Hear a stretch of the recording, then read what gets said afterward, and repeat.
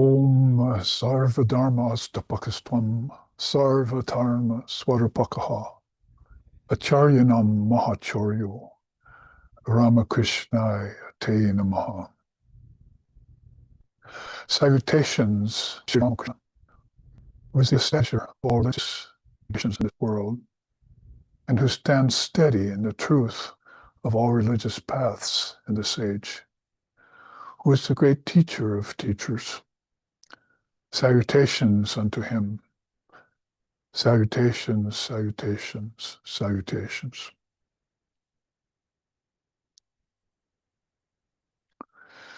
Om Vedanta Siddhanta Nirukti Resha Ramaiva Sakalam Cha Akanda Rupa Stitir Eva Moksho Ramadvitiye Shrutayaha Pramanam. Om Shantihi Shantihi Shantihi. It is the sure and certain proof of Vedanta that all is Brahman. Time, space, living beings, and the world, all paths, all religions. Living in constant recognition of this fact is what is called enlightenment. Brahman in all is pure and perfect. And the revealed scriptures of the religious traditions of the world are the sure and certain proof of this fact. Om, peace, peace, peace. For there shines Brahman. May that Brahman protect us. May Brahman sustain us. And may Brahman illumine our thinking consciousness. Free us from faults and impediments. Reveal to us the essence of the scriptures. Om, peace, peace, peace. May peace be unto us. May peace be unto all. Om, Hari Om, Hari Om, Hari Om, Tat Sat.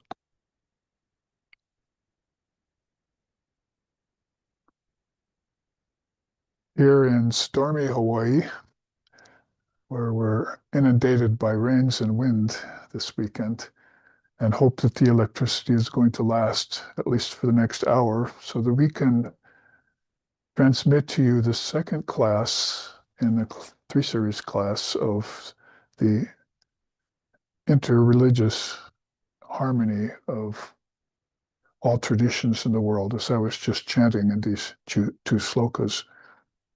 We hope to go further with the class last week, which I hope you look back on in the recordings, in showing the actually unity, the foundation of all these paths and religions, something that has not been accomplished before in the world, has been talked about, but that's why my slokas concentrated on Sri Ramakrishna Paramahamsa this morning, because this class is about somebody who actually practiced and lived these and then made the declarations that were apropos to the conclusion of Vedanta, that all this is Brahman, and that's the unanimous conclusion of all the seers of India. And last week we looked upon what we called the University of Universality. And we want to keep the doors open for that in this day and age, because we feel that we've tried so many other things to bring some sort of lasting peace and harmony to this world, but it doesn't appear that those things have worked for very long. There must be something missing in the quotient that we can do, rather than just sit back and let the Kali Yuga spiral downwards, because the scriptures of India actually say that that's what's happening. It's basically due to the loss of memory of God and the lack and loss of intelligence of human beings around this higher wisdom called Jnanam, or Atmagyan, that we've been trying for 30 years to help bring back in this world, bring consciousness to the fact that this Not only do all kingdoms of heaven lie within you, but also all this intelligence also lies within you.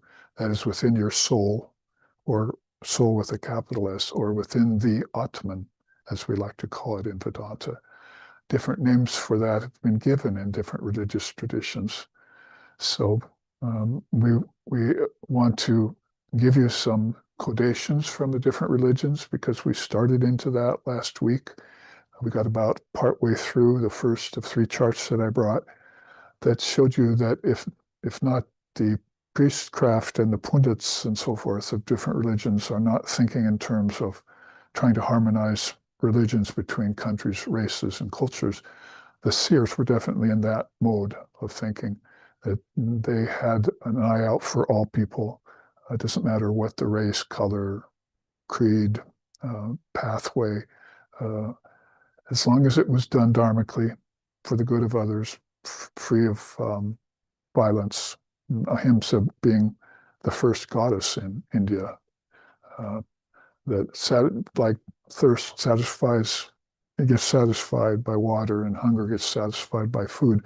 Ahimsa satisfies all beings in their yearning and longing for a peaceful existence. Even here in the body, in the embodied condition here on earth, and as I was even writing today for our Nectar of Non-Dual Truth magazine, even in the midst of all these actions that we're doing, karma yoga being given a kind of new resurrection by Swami Vivekananda in this day and age.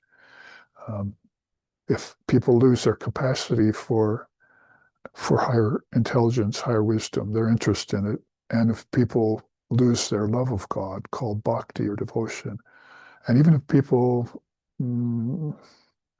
put too much emphasis on action and forget the inaction of meditation, then those 3 yogas and their loss will sort of call up this need to be able to do work as worship and to labor as love, drawing 2 fine little 3-word quotes from Swami Vivekananda, who was the main disciple of Sri Ramakrishna.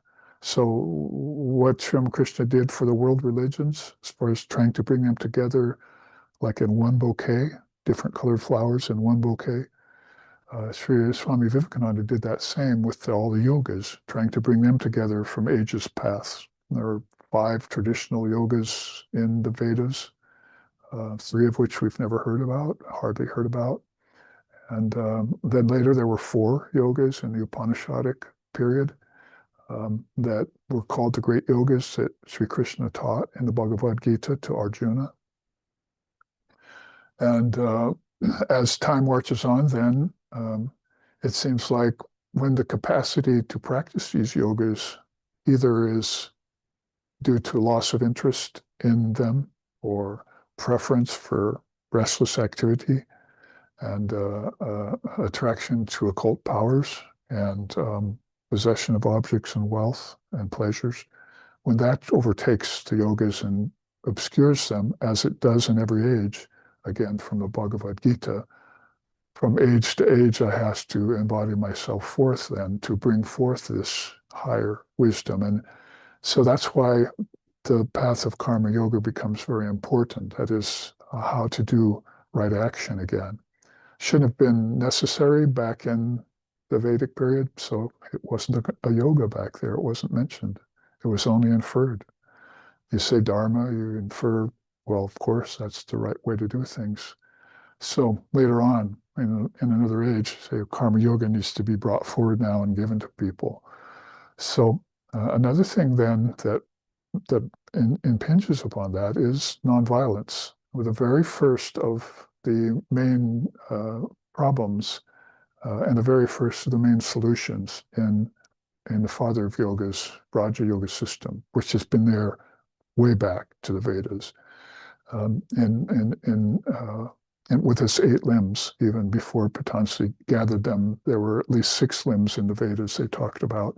Later on, you find Patanjali living probably 100 or 150 years after Jesus, whereas Buddha was 550 years before Jesus. You find Patanjali, the father of yoga, beginning to synchronize them and bring them together, collect them into an 8-limb system that now we know as Raja Yoga. which Vivekananda did his quick commentary on when he was here in America in the late 1800s and the early 1900s, kind of giving us a clue that these yogas have been lost and you're going to become too body-oriented in this age, and maybe start to call in yogas that are inferior to practice, when you should probably go back to this 8-limb system and reorient yourself. So part of the let's say it this way, the lack of reorientation of that is one of the causes for the disharmony between religions. If people, of course, had an eye towards dharma or righteousness or selfless works, or however you want to put that, then you'll have this natural intelligence coming to the fore again, is that I have to do all my actions selflessly for the service of God and for the service of man and for the service of God in man. That's what Vivekananda liked to talk about as work as worship and labor as love. But my mind is in that venue right now. I'm talking about it and going to it so much because of what I wrote on it today. What I want to keep the focus on here is that lack of harmony or of falling apart, if it's ever been that well together here on Earth. I mean, the Burloka pretty means, Bur means terrestrial, it means lands. So Burloka is this loka of physical lands that people occupy. They also called it Var, if it included the heavens. Then they also referred to as the Bhutakasha, the space of solid objects. So here on that level, then it's been a far cry that we've seen very many moves towards religious harmony between the major religions of the world, and a whole host of minor ones, which we looked at last week. So we should take a quick look at that again to start us off on this hour of the second class of what I'm titling the University of Universality. So we all want to take a crash course at this point in in converting ourselves, not from one religion to another, or even finding religion, as they say, but to realizing the synthesis of all religions as a natural way of thinking of them. And that's the way the avatar or the great incarnations have looked at it whenever they've embodied here, as we have seen and will see more of from these different quotes I took from the 6 or 7 major religions of the world. In the meantime, we have this class that's a week past that we looked at all the different dictionary references. I wanted to bring that out because then it's a proof that these kinds of things are in our own English language. And so if we can just look quickly again at that chart that we looked at last week, we won't go through it all, only to mention that there are these different perspectives that I call here waves in the ocean of universalism. So these waves are rising and falling. People are part of those waves. We looked at ecumenism, we looked at eclecticism, fundamentalism, atheism, agnosticism, intellectualism, secularism, and materialism. That's 1, 2, 3, 4, 5, 6, 7, 8 different paths there, modes of paths, you might want to say, that kind of point us toward orientation or perspective of how people look inside of any given religion. I went through all those and gave you examples of definitions from our English dictionary, Webster's and others, but I didn't read you what was said in those dictionaries about universalism. Saved that for this class. So let's look at that on top and notice that it's not in quotation marks like a lot of my quotes from scriptures are, because it's just pretty much taken from the dictionary, our own dictionary. What is universalism, even in English in today's day and age, that we should be very aware of and probably taking much more seriously? Universalism, a principle corresponding to reality in its essence, which declares that all beings will be saved based upon a truth that is comprehensively broad and versatile, excellent and operative everywhere and under all conditions, that embraces the totality of mankind without limits or exceptions, regardless of religious differences, and that is easily adaptable or adjustable to meet the varied philosophical requirements of all of humanity. So I have to take a deep breath because it's a long sentence. Sorry about that. But that's how I found in maybe 2 or 3 different English dictionaries or versions put together what was actually said word for word from these references in English. So it must be that some of us on Earth and those of us who use English or have found English do know about universalism. And as far as I'm concerned, and the peace lovers who oppose the warmongers of this planet are concerned, it's time to stand up and take a look at this universalism and bring it forth. And the way we're going to do that is, as Vivekananda said, is we want to, I'll paraphrase him, we want to lead people beyond the Bible, beyond the Gita, and beyond the Quran, citing 3 great scriptures from 3 major religious traditions. We want to do it by studying, knowing in the Bible, and Quran. So this means we have some work to do, and it's not going to, that we're not going to accept the fact that you should just give up all religions and somehow that will lead you to some high place. It's just going to leave the world godless and without any path. The religions are the major paths to this universality. So they have to be studied. The problem here is that we have only studied one, and maybe not even gone the distance in that one.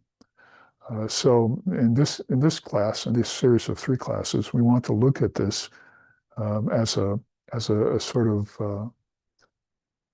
directive, almost an ultimatum in the University of Universality. That's 3 U words. We want to bring that forth and make it something that we can aspire for. And it's now time for that because Sri Ramakrishna has, as I just chanted from that sloka, Sarvadharma Astapakastvam became the establisher of religions in this age. Sarvadharma Swarupakaha. He's also the essence of all of them. He stands steady in them, in the Swarupa, the essence of them. He stands there steady in his realization of having practiced them and realized the truth of each one. He didn't just talk about them. He didn't just perceive them as some sort of concept. He didn't idealize the real. He realized the ideal. And in that way, then he steps forward as the harbinger of this beautiful path of universality, a path of all paths. And that's what we need to step forward and take a hold of and then begin to practice ourselves. So that's what the University of Universality is based upon. Let's look at it real quick again because I showed you it overall. We're not spending a lot of time on these charts we've already seen, just enough to be a review for us because a week's passed and some people maybe didn't get to see the first class because of their busy lives and schedules. So I see here the whole banner in the middle of that's this beautiful purple banner they've unfolded from the upper floor where the seers dwell, you see. And they say, well, come one, come all, come ye all to this new University of Universalism that's now open and available to all. Walk up the paths of religious harmony that you see there in white in the middle. I got the right chart here. Yeah, walk up the middle path and then get to the courtyard of higher awareness. That is, recover your intelligence, your sensibility about the obvious truth that all religions come from God. Just like many different colors of flowers come from many different fields. It shouldn't be that hard. Many different children of different skins are still precious, as I was saying yesterday. And also in that quote that I won't read the entirety of, there are many rivers that flow to the same sea. Yata Nadyaha Shandamanaha Samudre Ashtam Gachanti Namarupa Vihaya. The rishis go on and on in Sanskrit, not just English, but in Sanskrit, to tell us about how all these rivers flow to the sea. And it's, when they reach it, they lose all this sense of difference in an ocean of absolute unity. So harmony, then unity, is river and ocean. And that's that's what the cease of being and because we're not about till the end of the Vedas. That's what Vedanta is, the end of the Vedas. So that's the fourth period of time in which I think the Upanishads finally got written out. Some people are talking about, it's kind of a dichotomy that, the Upanishads only go back 2,000 or 3,000 years, but the first Tirthankar of Jainism goes all the way back 6,000 years before Christ.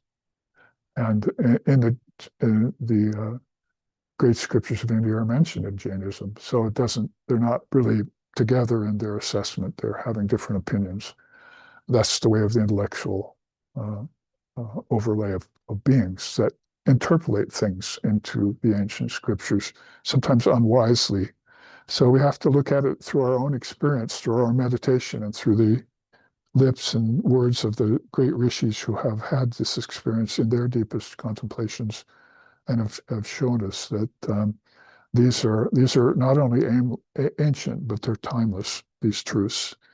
So you see up the middle there, you walk the path of harmony, you're interested, you reach the courtyard of higher awareness, you entered into the University of Universality, and what did you find but a couple very astute and realized professors of spirituality who take you into their classrooms and show you all the beautiful teachings of each religion. It's not like they welcome you in and say, hey, now you have to stand here and confirm for me that you believe in all religions.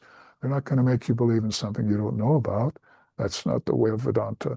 Instead, they're going to say, come into this class on Jainism, come into this class on Taoism, come into this class on Buddhism, on Confucianism, on Sikhism, one of India's root religions.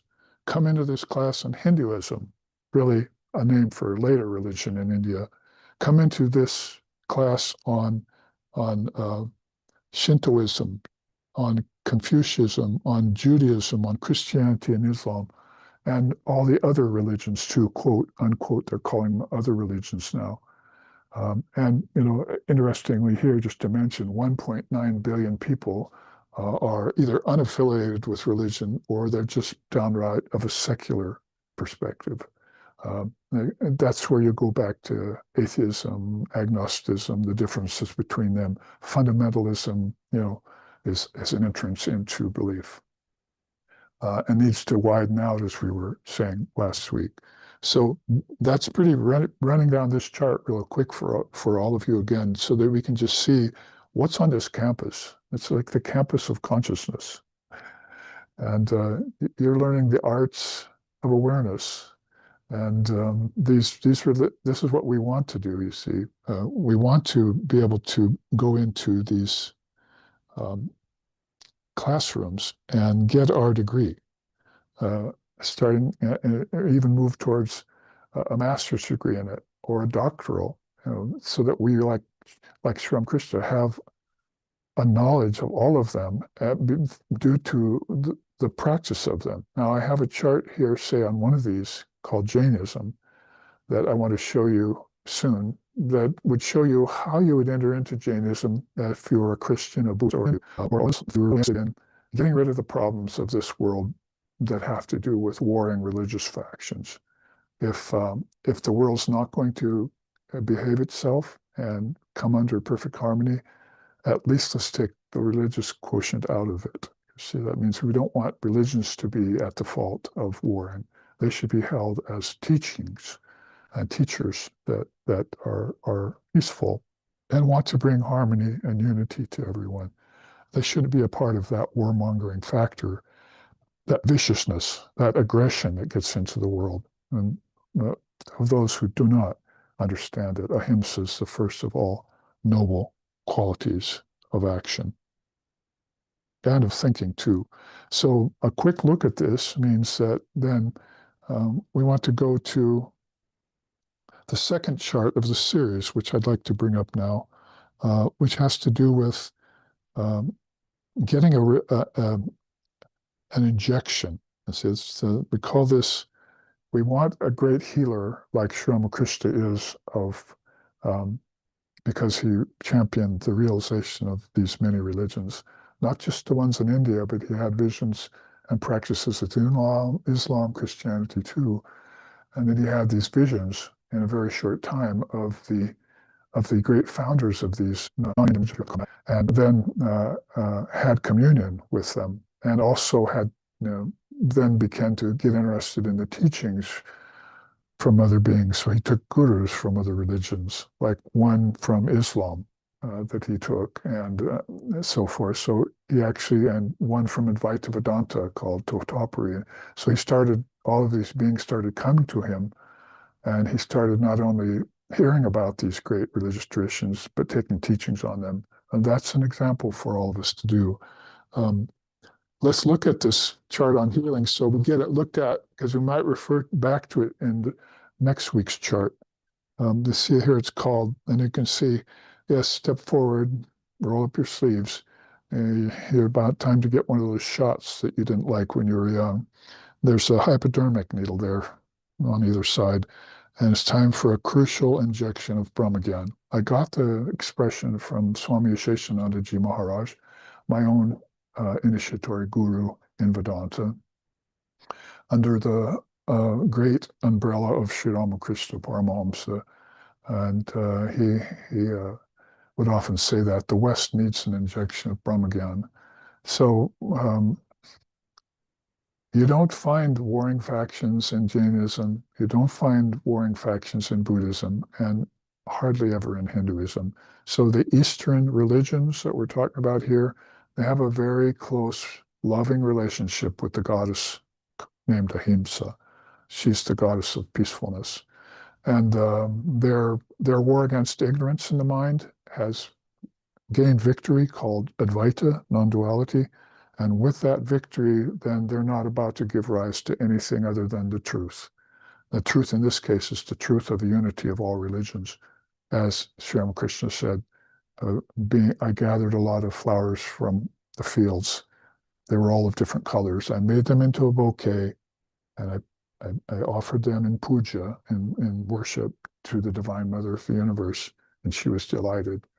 This is something which time has come. It's a principle that's true, which has gotten obscured by Maya and by lower thinking, but is now coming to the fore and needs to be actuated, if for no other reason than the one I've been stating lately. We've tried everything else, and they're still at war.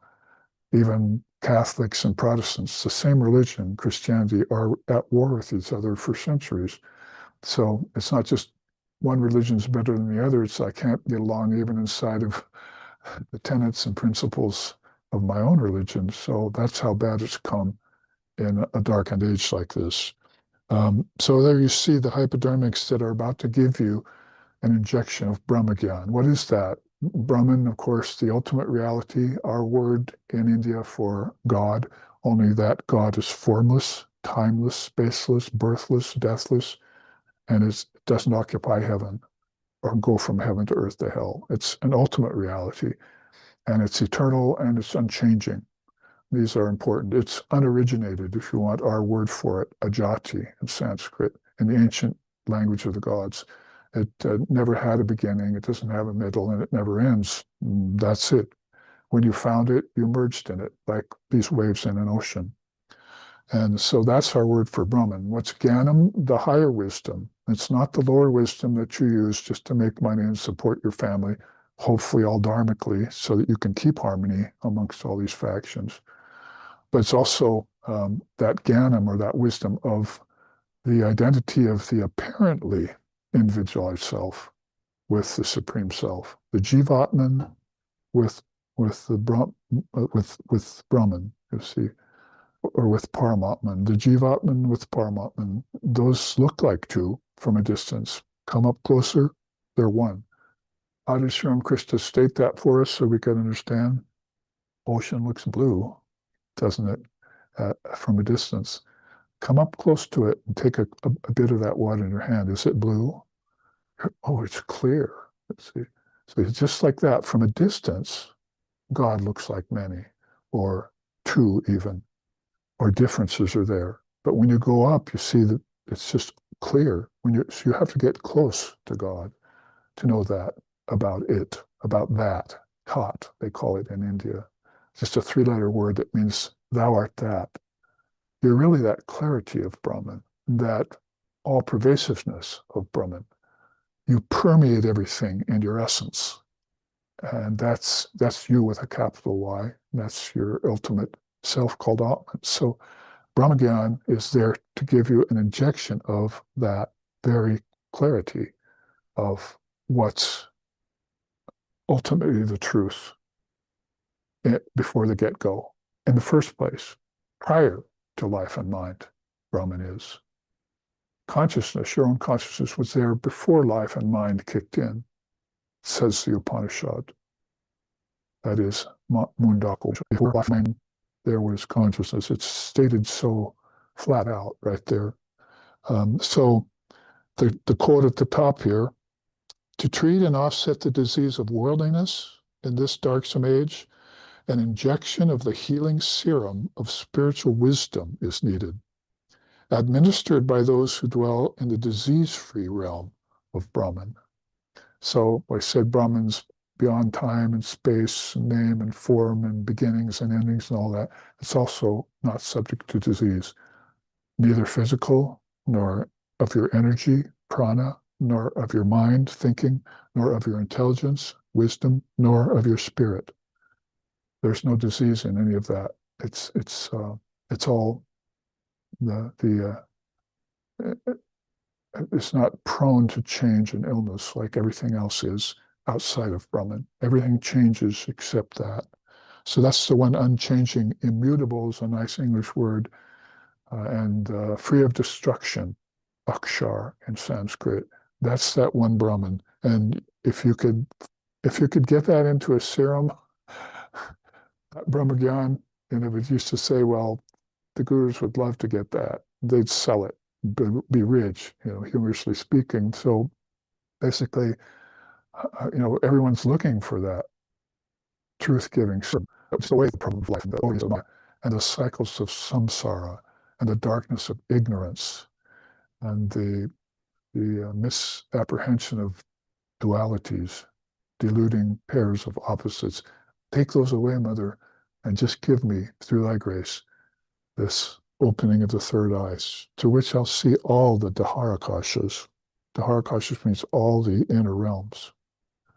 That's why Jesus said, kings of heaven are within, because that's a whole bunch of realms that are not terrestrial. They're not made of solidity and liquidity and so forth. They're deep inside of you, and there's a host of them, and they're all gradated. That's called the Dharakasha. That's all those realms,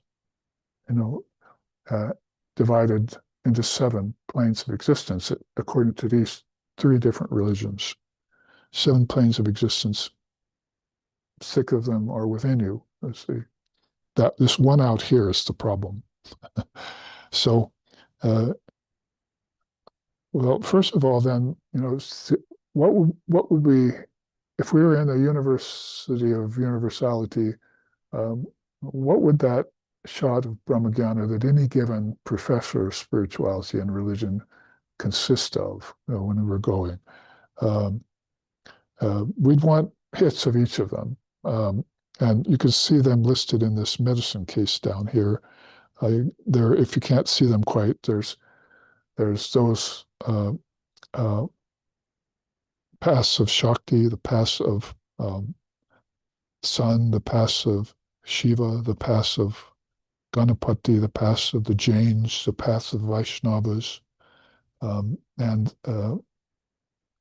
the sects and cults and various religions of the world, the sampradayas, all the ways in which these manifest themselves, are all like ointments and elixirs spread out in that Vedic doctor's carrying bag, right? I'm calling it Veda care. You know about other kinds of care. This is Veda care. When the doctor comes to the door to deliver you that injection, then he's going to probably look at you, examine you, stick out your tongue. That means reveal to me your mind. And let me see what color your taste buds are, and let me measure the pulse of your blood. and let me look at different parts of you and take some blood and so forth, and then figure out what I'm going to need. So on the right hand, there's a combination of several things, like you need the practice of yoga, uh, you need the cosmology of Samkhya, and you need the loving care of Tantra. So that's taking the suitcase of Veda care and putting it into separate serums that are contained there, so that some people might not need loving care of Tantra. They might already be Tantricists, or they might already love the Lord. Bhakti might already be their path. But maybe that bhakti isn't getting them, at least in a dark age, to, um, to perfect health, balancing all the levels of their being. What to speak of what we're trying to ask them to do is accept the perfect health of every other religion. And it's not just your health you should be about. That horrible saying, uh, about God bless America, and nowhere else. They started to add to it. That's a very selfish view, and that's what leads to war and competition and aggression. We want God to bless all the world, entire world. When people say that, they're coming from that more universal standpoint, and those souls must have walked through the door and into the University of Universality and taken some courses. They must have met a few Jains, a few Buddhists, a few Christians who were like-minded and who had that higher view of things and cherished that as an ideal. In fact, some people even dedicated their life to it. Say, I want to bring this together. I want to make people harmonious, not just politically, which is probably very, very unlikely to happen, and not to make them the same, which is not the point, because differences are to be celebrated. Like you would celebrate the passing of an illumined soul. And instead of, you can't really be sorry because that soul came here and should be celebrated. You shouldn't feel sad. So you should be, giving them all gratitude for having taken on the body and come and try and break down these barriers between souls and between religions. And eventually then maybe between countries and so forth, ways of thinking will happen.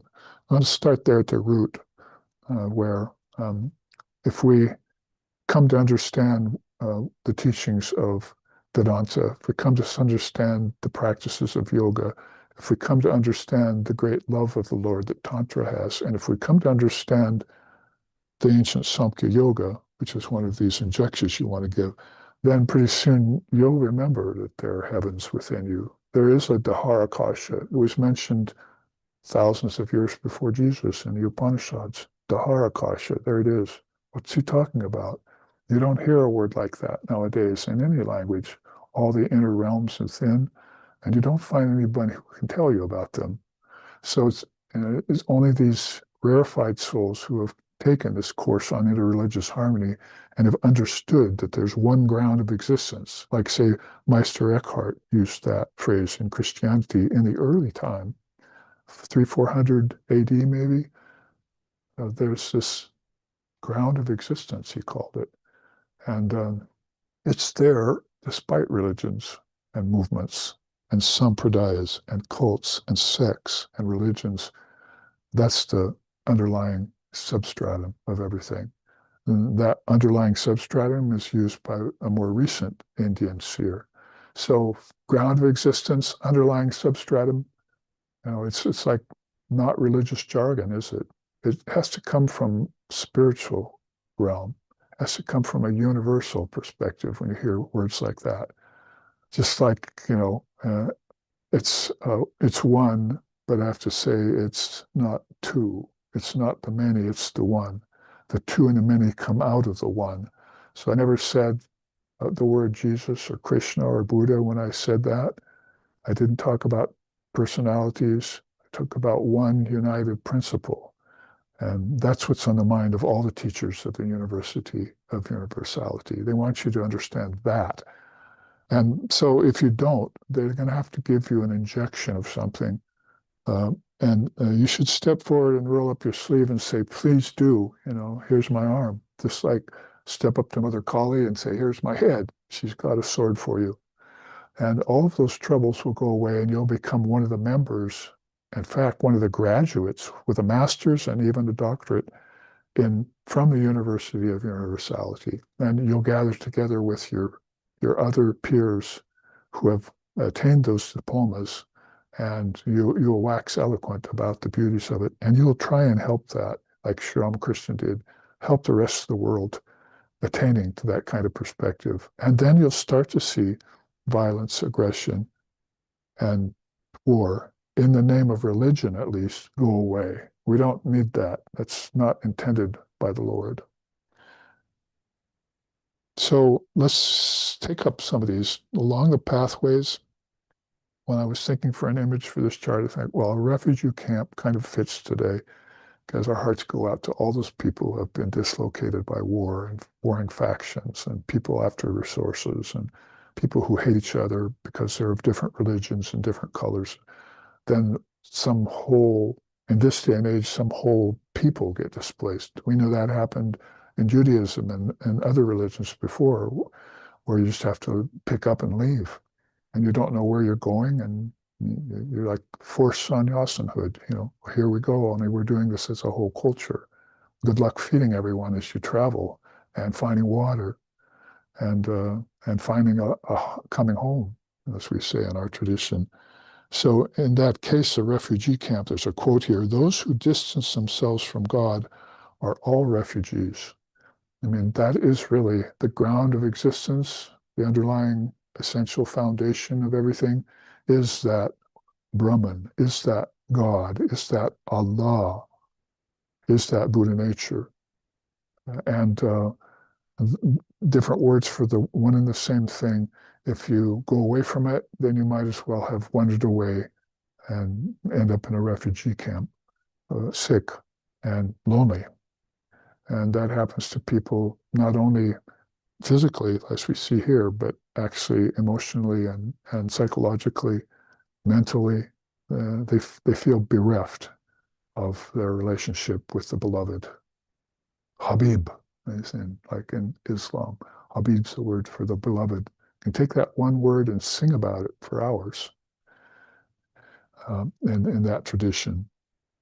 Well, that's the beloved with a capital B. So to become bereft of that is a horrible state of loneliness. You've divorced yourself from your true self, is how they say that in Vedanta. If we got an injection that had different parts in that serum, I think there's probably even a quote down here. Metaphorically speaking, an injection of Vedic Brahmagyan contains a hypodermic full of perfectly blended ingredients, wisely administered by a master metaphysician, wherein, according to a patient's character, temperament, and karma, Vedanta gets mixed with Advaita, Yoga with Samkhya, Tantra with Buddhism, Sikhism with Jainism, all acting in tandem as effective antidotes that seek out mental viruses like anger, selfishness, and ignorance and flag them for destruction. Like antibodies in your bloodstream. They're looking for those things. Get together with antigens and around a protein molecule. So, I'm going to flag. I see so there's been a flag. There's a problem in my body. I've got to go cure it. That happens in the mind when you put together these elements. But you have to find someone who's going to give you an injection of Brahmagyan. How would that work then? Up here you say, well, what is Vedanta? What is the Vedanta part of that injection that the teacher mixed in my hypodermic? What does that do? It cures ignorance. Vedanta is well known for curing ignorance. Nahi jnanena sadrishyam pavidramiha vidyate. There's no healer in all the worlds like knowledge. It destroys ignorance. So that's the good part of that. Now we're talking about this hypodermic, right? You look at it and say, what's in that that's so effective? There's the little Vedantic part of it that he mixed some perfectly in, and that will cure your ignorance. How about yoga? That remedies imbalance. So we know the imbalanced mind starts to imagine, starts to misconceive, misapprehend things, and falls out of balance. And if it falls out of balance, then the energy gets imbalanced, the breathing gets ragged, the body gets diseases. And so you got to go to the mind and have that part of the injection called yoga with a capital Y, not the inferior yogas that aren't going to do you that great help, but these superior yogas that are mentioned, like Raja Yoga, get that in as part of your injection, get it injected into the nadis of your thinking process. There are nadis physical in your body that you can help with breathing and good food, but the nadis in your mind you have to do with higher thinking and Brahmagyan. So yoga is going to be one of those ingredients in the injection of Brahmagyan that empower you to practice and to gain the fruits of your practice. Put that together with Vedanta, I can stop there, really. And as far as I'm concerned, if you have the death of ignorance with the ability to practice on your own without any other supports, you love to practice, practice are us, we'd say, you see, then you would have enough to vault you into salvation and beyond. In Vedanta, we talk about liberation or emancipation being beyond just salvation. But there's more. If we look along the roadways of this refugee camp, what does then Sikhism do? It really defeats fear as you take on that warrior-like stance that Swami Vivekananda likes so much, bold, fearless, because the Sikhs are the major portion of the armies of India are filled in with Sikh tradition. So they're fearless, they're honest, and they're good warriors, and they will protect you. So that the best part of Sikhism there in that injection will get rid of fear, like Divine Mother says, abhayam, abhaya, ade prana shope cheese, beautiful song. You know, I have attained fearlessness by the grace of the Divine Mother, Kali. And now I will what? Crush the stars to atoms, and I will unhinge this universe of false name and form, because I'm a child of the Divine Mother Kali. So basically, that's what this fearlessness will do for you. Let's walk through that street, get these ingredients. We're going to take them to the Guru and say, put this in the injection.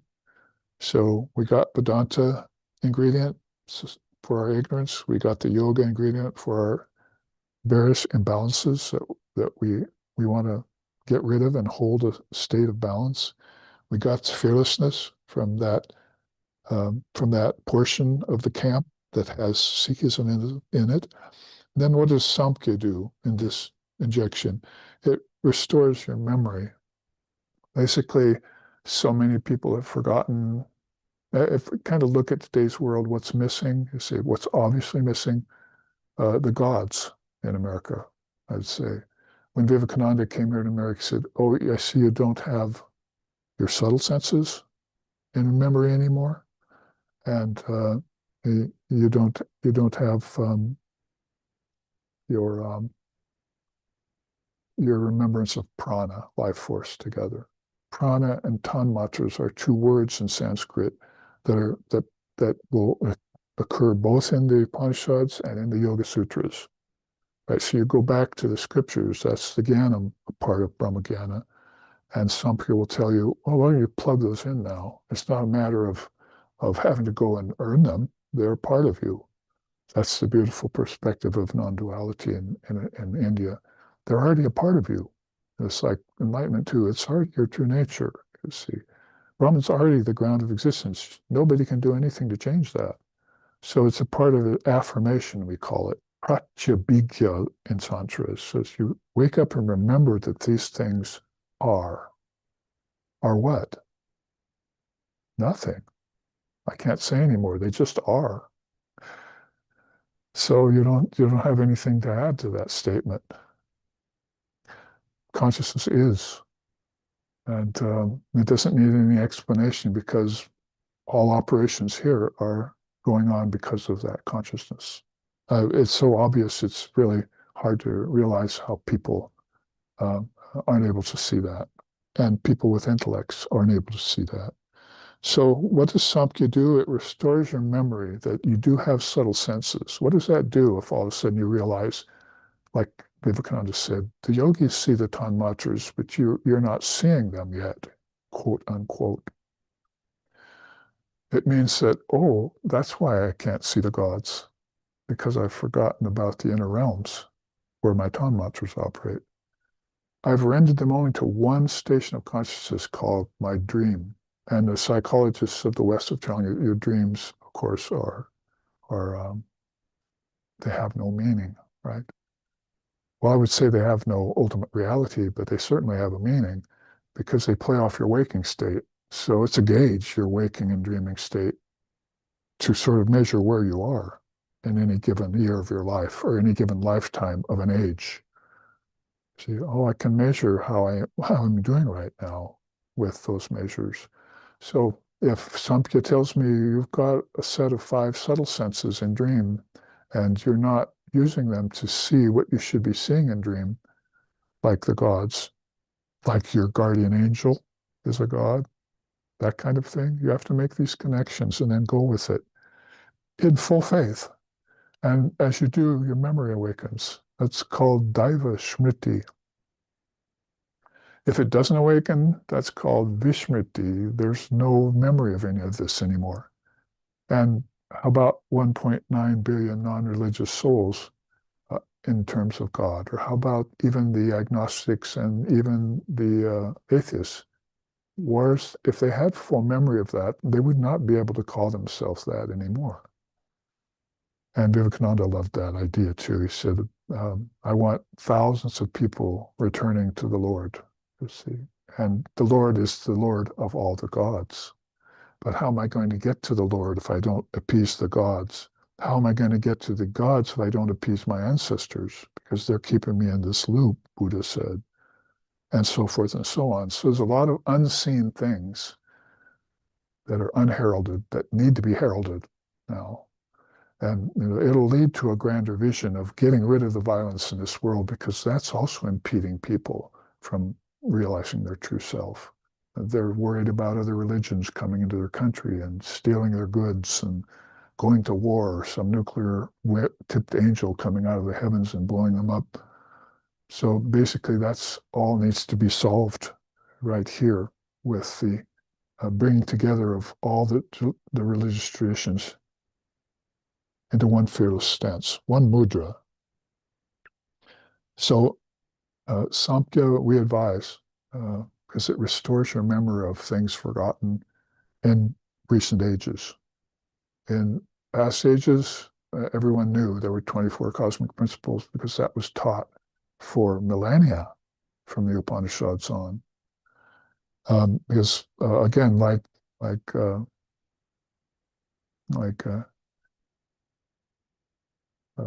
think Rishi Bhana, he was like the first of the 24 Tirthankaras.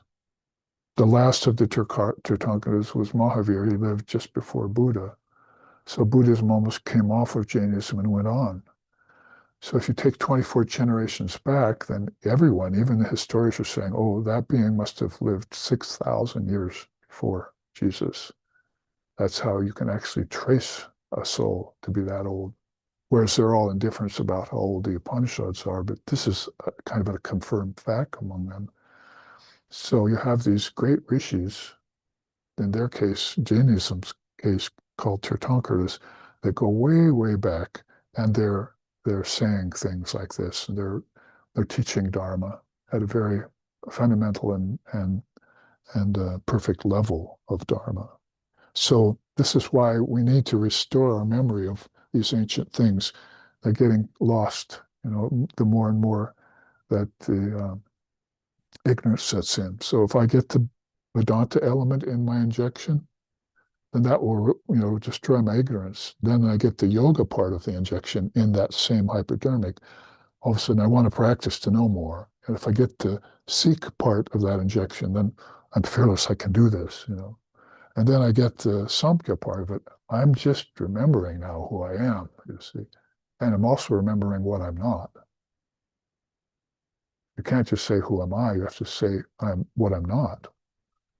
There's four parts to Atmavichara, not just one, according to Ramana Maharshi. So basically, then you go to look at what else did that injection do for me? There was a tantric ingredient in it that mended my worldliness. How did it do that? Because I loved the world more than I loved God. It began to take over everything. And I began to see that God was the foundation of everything, even my children, my love for children, my love for my disciples, in the case of Sri Ramakrishna's 16 direct disciples. You know, you had that love of them, and that's the tantric element. And the deities too, you loved them. They just want your worship. They want your love. And so does the Divine Mother of the Universe. She's waiting to see if you can develop that. Prema Bhakti. You see, I've tied you to the tuft of hair on my head, Ram Prasad sings, O Mother, so you'll always be on my mind. So he makes kind of a joke on it. And also then goes on to say, then I will never forget you, and you will always be with me always as my ideal. So that's the awakening of a very deep-rooted memory, and also the death of worldliness, which is love for things that are unreal, changing, insubstantial, non-fulfilling, subject to decay, subject to theft. You can go on all about the things that people are brooding and thinking so much about in this world, and they all change and go away in some fashion or another. How about boredom? There's like at least 6 different things that they teach in Buddhism about why an object's empty. You know, and probably the most glaring one is that it's empty of the ability to fulfill you, because if it's empty of the ability to transfer enlightenment to you, then it's empty of the ultimate goal of life. And there you are, focusing on it as the only thing you're after with work, you know, is to get objects, to get possessions, to try and get pleasure from them, suffer pain without knowing it's connected to pleasure. And you look all around the whole thing, you know, basically, well, what did you lose? I pretty much lost my connection to my right thinking. Well, I better depend then on that Samkhya injection, because my memory for right thinking will come back, you see. So that's how beautiful an injection of Brahmagyan is, the way I'm trying to expand it from hearing it from my own teacher, uh, because of all those ingredients in it. And it very much related to practicing all the religions of the world. These are just those parts of India that we love. Vedanta, Samkhya, Yoga, Tantra, Shaivism, Shaktism, Ganapacha, Saurism, a bunch of sampradayas and a bunch of seers and cults, sects and cults, all held in that Vedic care doctor's bag that can be administered to you at any time by that soul who possesses them and is aware of what you need, even lifetime to lifetime. Well, let's finish off our little walk through the refugee camp. What now that our worldliness has been mended, what is Jainism? Well, that will heal our violence. Like I was just saying, it goes back so far, you see, that thousands of years before Buddha, who was 500 years before Jesus. And all along, they were teaching. I want to go to the rest of the class. I want to show you how Jainism teaches and how it will get rid of all this violence. And if we go to the Jain, the campus of Universality, and go to the Jain classroom, building and classroom, that professor, you know, will come forward with all the teachings of 24 great avatars. They call them Tirthankaras, because they came back again and again. They're called avatars. So 24 different incarnations of those beings in Jainism that kept the teachings going. And I'll show you what the teachings are like. But to finish up, if Jainism will heal our violence, then we go to Buddhism, and that'll end our hatred of other beings, other things, other paths. out of compassion, of course. When there was a quality that goes with each one of these pairings that I'm doing right here. But I wanted to let you know why this is a Brahmagyan. We had to use Sanskrit words for this principle of bringing all the religions together, and we had to use Sri Ramakrishna for the one who's giving us the injection because no one else has done it. So at least half the religions of the world, if not more, pay homage to India. And Buddhism, Jainism are two of those because they grew right up in India.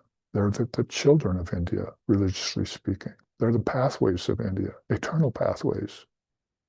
They gave rise to these great Buddhas, all these great souls, rishis and avatars, in the multitudes, not just an occasional prophet. So that's why we're able to come forward with Sri Ramakrishna's permission, as it were, and put together an injection like this and show you what it contains. Have I got your attention here? Because this is a principle whose time has come. We have to actually champion it and begin to practice in other religions. We can do it right from our own seat here.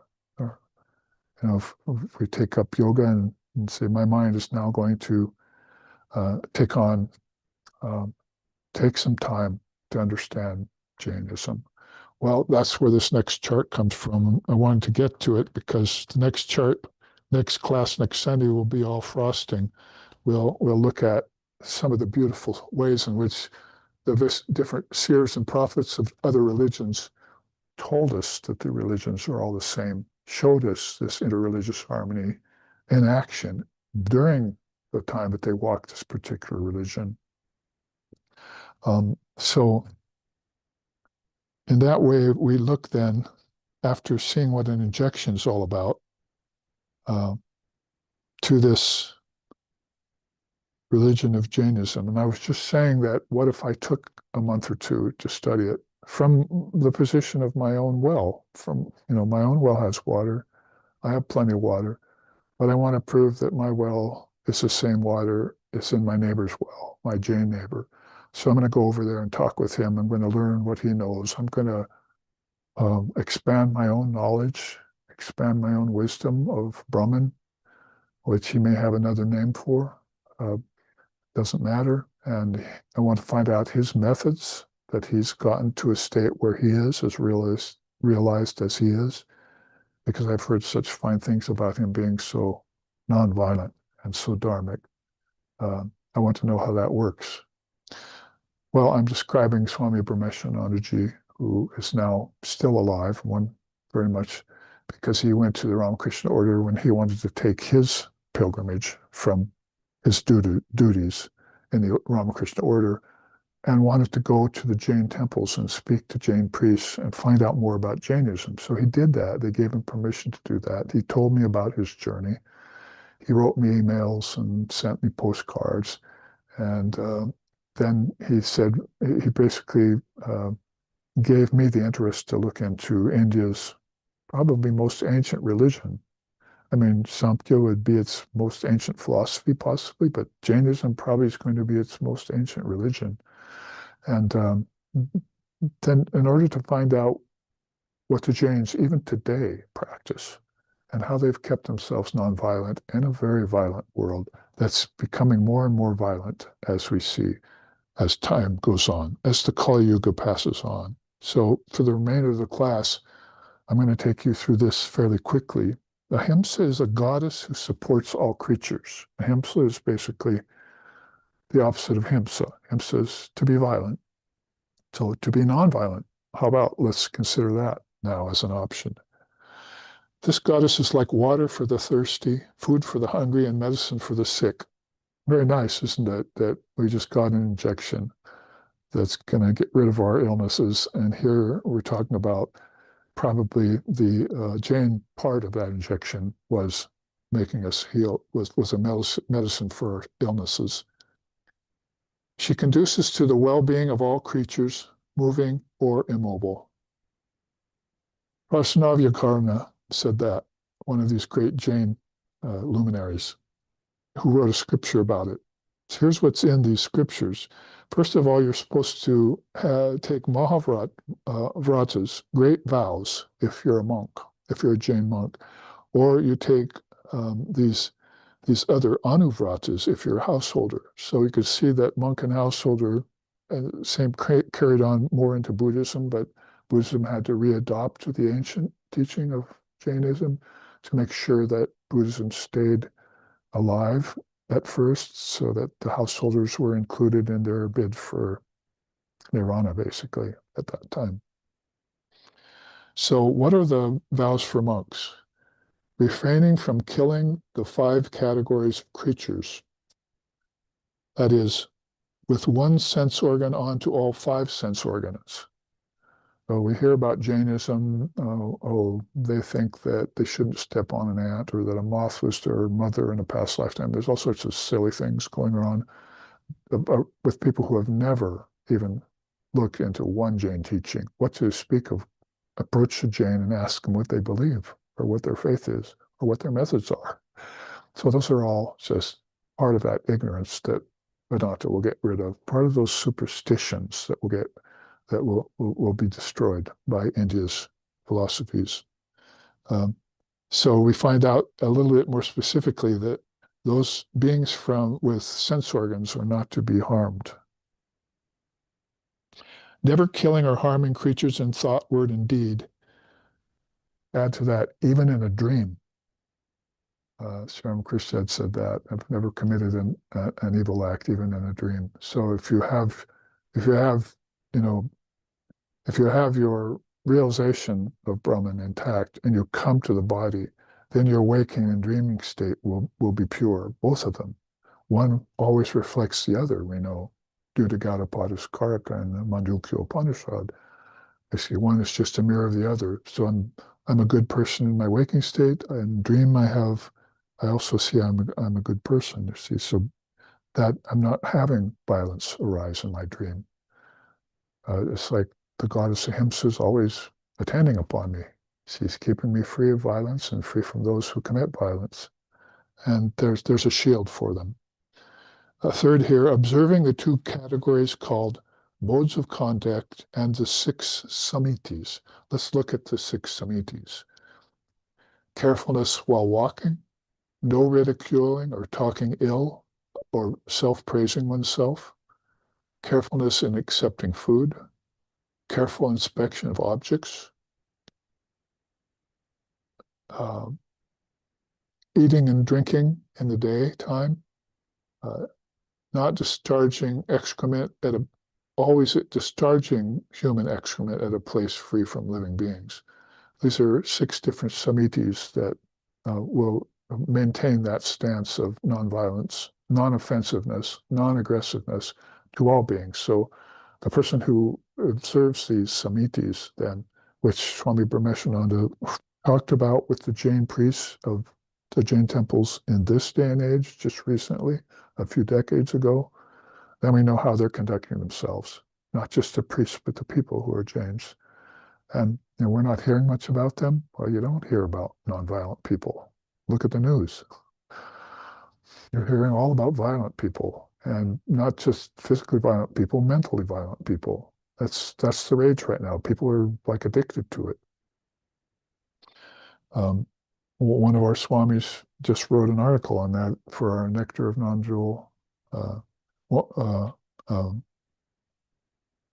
Truth, Non-Dual Truth, one of the Ramakrishna Order swamis. So in order to keep these samitis, here's what you want to do. Manas Gupti means restrain the mind by never thinking evil thoughts, always thinking noble thoughts, always being pure and unselfish. And Vachana Gupti, control speech, never speak harsh or untrue words, never flatter others, speak little, using only truthful words.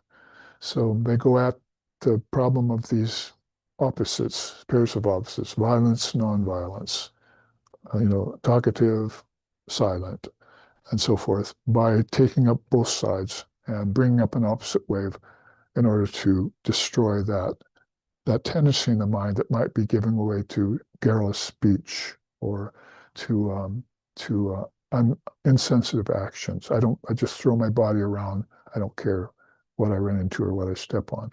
That's why they'll inspect objects very carefully. As in Zen Buddhism, right? You look at something before you go towards it, you inspect it, and then you move carefully towards it. You don't just rush at it, hurt yourself on the way, hurt someone else on the way, or bring an erratic state of mind to the object itself. Object could be another person. They're not going to like that. That causes violence in the other person, right? That causes a violent thought. Why did you come at me like that? For bad words, with bad thoughts, and now with bad actions. I'm going to war with you, you see. It's not rocket science, but it's part of the Dharma, it's part of the virtues that they court. I'm taking you through this quickly because it's not something that you need to labor in your mind. It's just beautiful to see in terms of this injection of Brahmagyan that we're getting, that the Jain part of it is going to make us free of violence. This is why, for 24 generations up to Jesus, up to Buddha actually, they thought this way. And they culminated and combined their teachings into these scriptures so that they leave behind a record for people who wanted to walk that path, like Buddhism did. Let's see, let's look at the Gunavratas then, the vows for householders. Monks and householders are holding vratas. I mean, that alone, do you have a vow in the West, in America today, in the world? What's your vow? Oh, let me think here a second. You see, I vow to take care of my family. Okay, very good. Are you doing it dharmically? Let's see, what's dharma? Let's see. Or are you doing it adharmically? What's that? You see. So you have to, again, inspect objects, right? You have to inspect thoughts. You have to inspect words. You have to use words carefully. You have to use objects carefully. And if I see you doing that naturally, then yes, you have dharma. You have a vow of taking care of your family and you're on the right track. But that's what a vrata is. And when you get into spiritual life, a vrata is higher and deeper and better, more noble, because you're holding a vow to, say, reach enlightenment in this very lifetime. That's one of the highest vows of all. I will attain moksha in this lifetime. Or even if you say, I will rid myself of my ignorance in this lifetime, or I will attenuate my karmas in this lifetime, or I will do away with my 6 passions as much as I can, anger, lust, envy, greed, jealousy, pride. I will do away with those in this lifetime as much as I can, as far as I'm capable of. And then you have higher vows. Those are more religious and spiritual vows. For householders, then, they call dikvrata, restriction of movements to within specified areas. Number 1, deshavrata, stay clear of impure and objectionable places. That would be right away. It's like, say, when you're young, there's a family whose father's a drunkard and whose mother's, very vicious and worldly, and whose children are doing evil things at school. Don't go there, my son. Don't go there. You don't want to go to that household. So it's just plain common sense again that you're going to keep yourself, or you're going to keep your souls or those who you love from objectionable places. And so that would be one in which the householders specifically have to be aware of. The monks can walk away from different things, and they don't have to restrict their movements so much because they're free of all of that. And they're just moving about the whole world as if it's all Brahman. Brahman, a word common to the Jains too. Second is, I'll skip you the Sanskrit or the Pali, give up sinful activities. And third, meditate on equality of all beings. I just said earlier that if you have a bunch of religious traditions that you want to begin your master's degree in, then you can do it from sitting right here. Did I move yet? And haven't I been transmitting the teachings of the Jains to all of you? And aren't you sitting there receiving them in one place? So this isn't something you have to go run out and do somewhere. Actually, somebody did this for us out of their own ability to do so. A monk did this and sent it to us. So that we benefit by that. But we have to take it in and consider it in our minds and apply it to our incapacities, right? Oh, that's a beautiful thing. I'm just subtly recognizing that I'm not conscious when I go place to place. I'll just, on the drop of a hat, buy a air ticket and fly away to somewhere, or go on a vacation and to buy a beautiful rug, or go somewhere, totally unconscious of what I'm doing. I need to be more careful of that. Those are dikratas for the householders. For the shikshavrachas, that's more for a practitioner householder. Fast twice in a lunar fortnight. So you observe some fasting, take away food. In India, and it's very wise. It's all about less, not more. It's all about less. You want less of everything.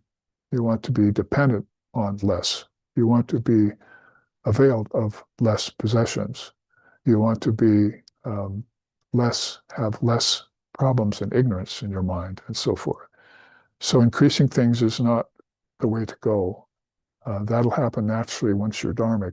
These things will come to you naturally. In the meantime, you have to be on the path of neti, less and less acquisition, less and less possessions, less and less thoughts, even in meditation, right? Less and less of my pleasures and passions and all of that. Because then I'm beginning to become a siksha. Basically, I'm become a good practitioner of my religion. Second, serve guests with food and comforts. So that's, of course, called titi in India. Basically, you have guest houses and you come to people's home and they just want to fill you up with good foods and make you sit back and relax and be comfortable because you're a guest.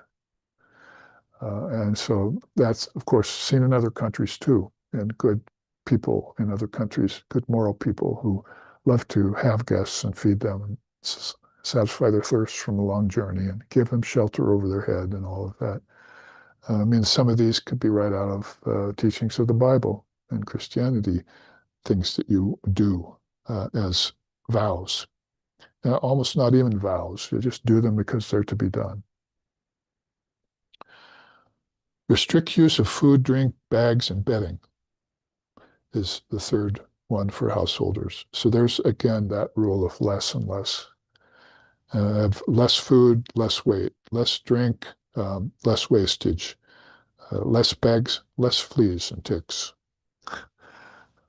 and less possessions to carry around, you see, and less bedding, less tiny creatures like bed bugs and things that will harm me and others. So it's all a matter of doing away with, and coming back to a state of independence or non-dependence on external things. It's always a way of renunciation. Be careful of not to transgress these vows. Our guide here told us, do not tie or restrain an animal from freely moving. Might have gone to India and seen cows walking through Calcutta or elephants walking in Delhi. It says, we're not going to put a rope on those and say, you have to stay here, you're mine, in most cases. So basically, you have that very, very, very different relationship with animals than you have in the West. Like you wouldn't go and jump on a horse there, like they do so freely in the West, in the Old West particularly, without thinking of the poor animal.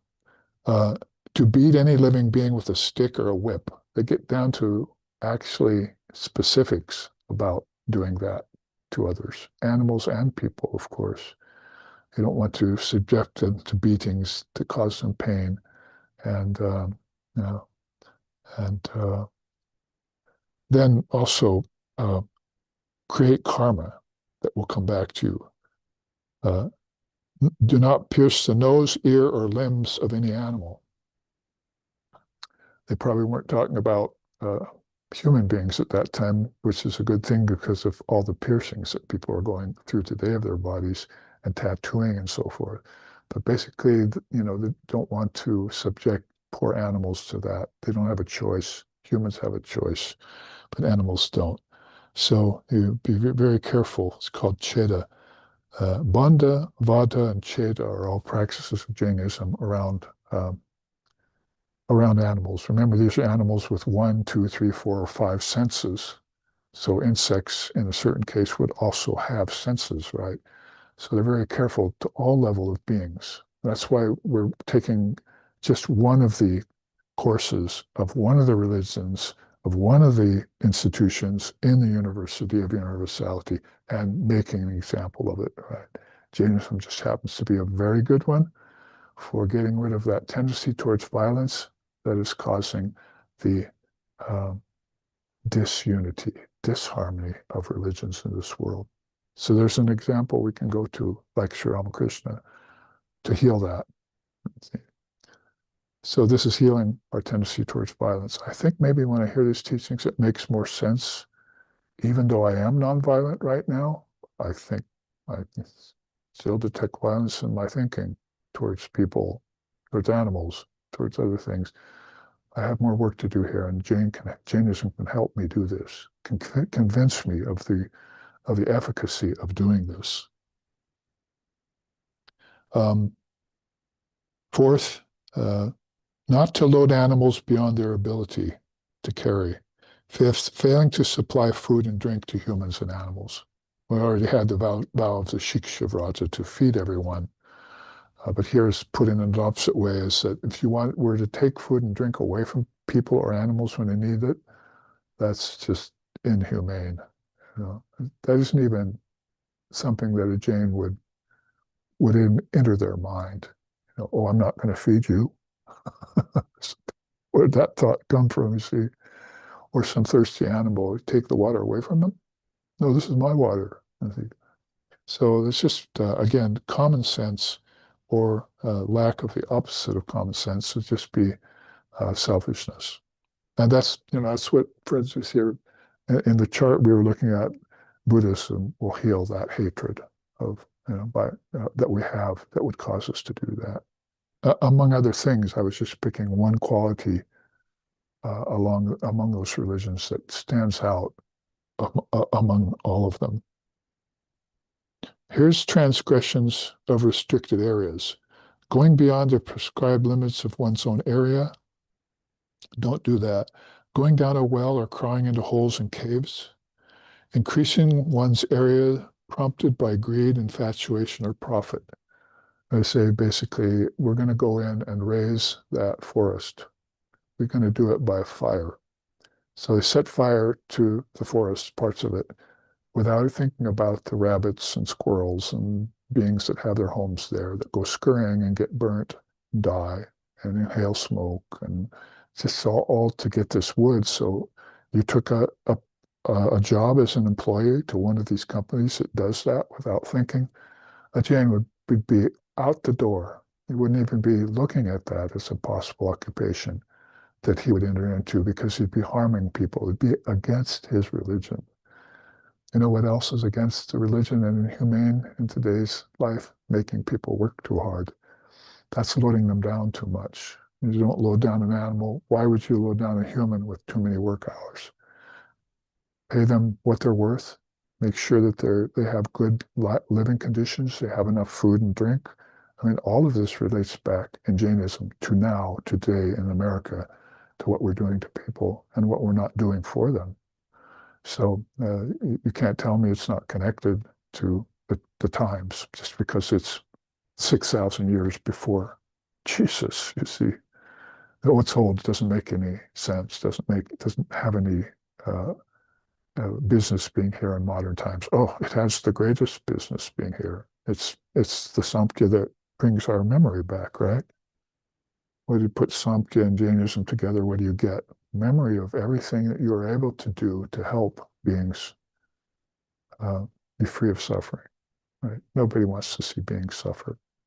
It's almost in everything we're saying here that Jainism is so compassionate, so sensitive about not wanting you to suffer, that they're going to be careful when they go out the door and step in your way or step on your property, so that they're very careful not to leave any bad impression or mark on you or on anything that you have or anything, any animals that are in your care.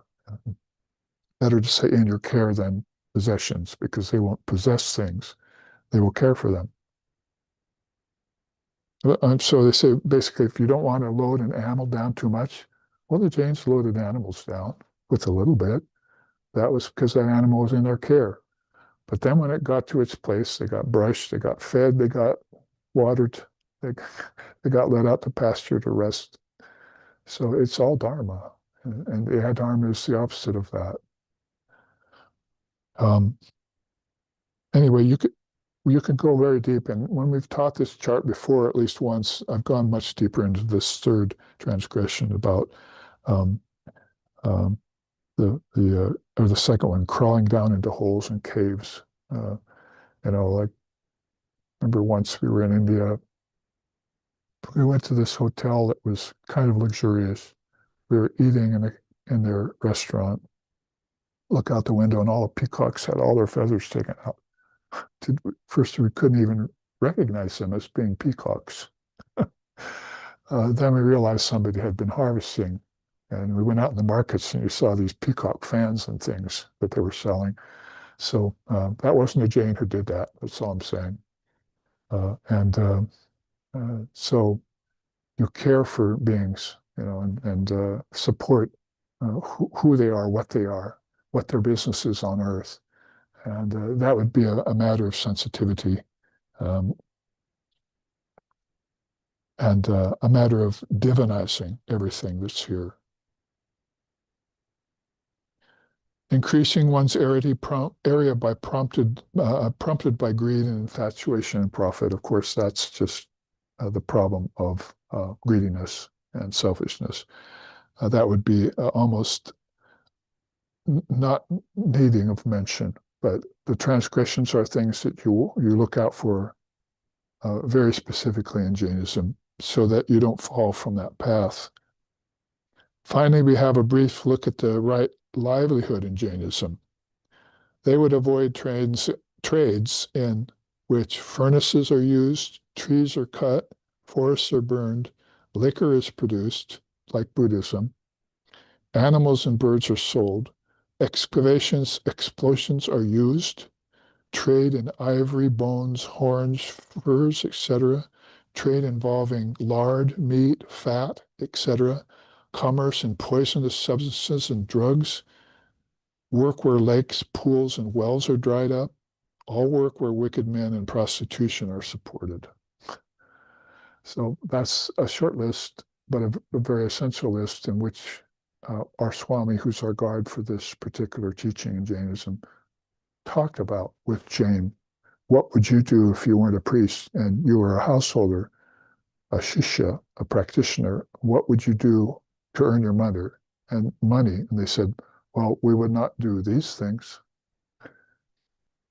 So it's a very good look, and it's a very good look on maybe a religion of another region that could teach us things. So somebody who walked up this path of religious harmony and got to this courtyard of higher intelligence to enter into the University of Universality went straight to the Jainism class. I said, I want to know how these people lived for 8,000 years of our history so far that we know of in nonviolence. How did they do that? And what is it that they practiced that allowed them to be able to do that? It's not only just wonderful, it's thrilling to think about it. When you look at all the violence created in the world by people and in the name of religions. So here's one of the Tirthankaras. He said, one must always remember that ahimsa is the essence of religion. To be learned implies that one must not kill or harm any creature. So putting together learning, wisdom and those things, knowledge, with nonviolence, with non-killing, with non-aggression. So I walked out of my class, I hope you have too, on Jainism at the university with a degree. If I confirm all of this, I'm going to practice all of this, and I'm a Jain, you see. So basically Gandhi also said that, I'll bow down in the Hindu shrine, I'll go and pray in the Christian temple, I'll go and do sikr in the Sufi temple, and I'll go to the Kaaba and circulate around the Muhammad and all that. I will do all of these because I hold joint citizenship in all the religious traditions of the world. Because I went to the University of Universality and got my degree. I'm still working on my doctorate, but I'll get there. So that was quick, I know, but it's an example, a direct hands-on example, because you might have taken this class and said, well, that's a lot for me to think of right now. I can barely keep up my yoga practice, my meditation practice daily. But these are all mental teachings. These are all for your mind. You can do them in sitting in one place, and you can get your degree that way. I got a degree of sitting still, and opening my mind, and all this wisdom, which is already within me, came back to me because Sampya was my memory, right, and so forth and so on. So it's an immediate thing. It's not something that you have to think about in terms of, a 4 or 6 or 8 year degree, going to becoming a professional student in lower knowledge. The higher knowledge, you can get it right now, like our guide here did in a couple months. Took a course in Jain temples with Jain priests, walked around India, free as he was as a Swami of the Ramakrishna order, gathered all this together. He's now in Varanasi, and at the end of his life. And if you know what they say about people dying in Varanasi, they'll immediately get liberated by the grace of Lord Shiva if you pass there. So anyway, that is a hands-on look inside of one of the departments of this university of all religions. You can do it with others too, and find those beings that can help you do it. And it's a principle whose time has come, because it will begin to get rid of violence between religions in the world. Let's try to do that and get religious harmony going and see how much that does towards helping heal the world. Even the world of 1.9 billion people who haven't found their path yet, if they need to or if they ever will.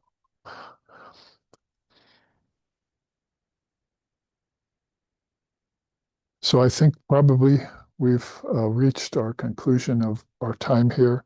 I'm glad I got to show you how a hands-on look at this university goes in one of the departments, and also got to show you about the second new chart I created about the injection of Brahmajan as it goes with the testament to Vedanta being the supreme healer, with all these different ingredients that we have from the Guru, from the Acharya, from the seer, from the Rishi, from the truth knower, from the avatar of the age.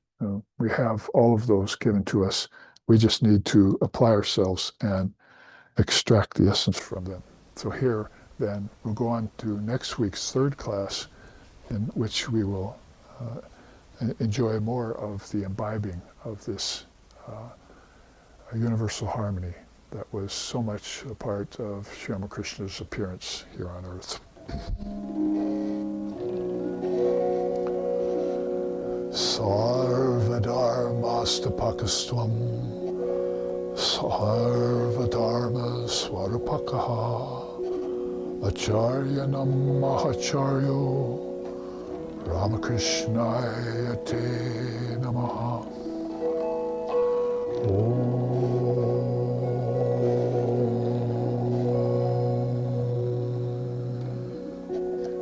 O Ramakrishna, establisher of all religions in this age,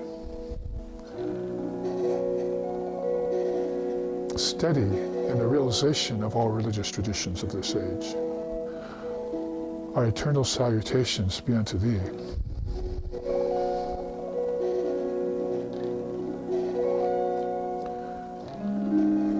Jananim Shadadam Devim Ramakrishnam Jagagurum Pado Padme Taye Shritva Pranamami Mahur Mahur Pranamami Mahur Mahur.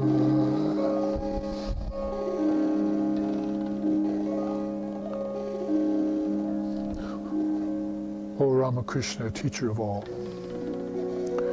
O Sharada, goddess divine.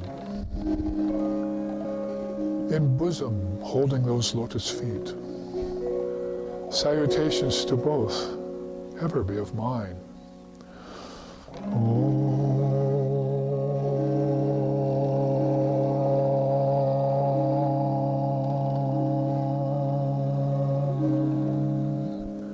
Shanti, Shanti, Shanti. Hari Om Tat Sat. Om, peace, peace, peace.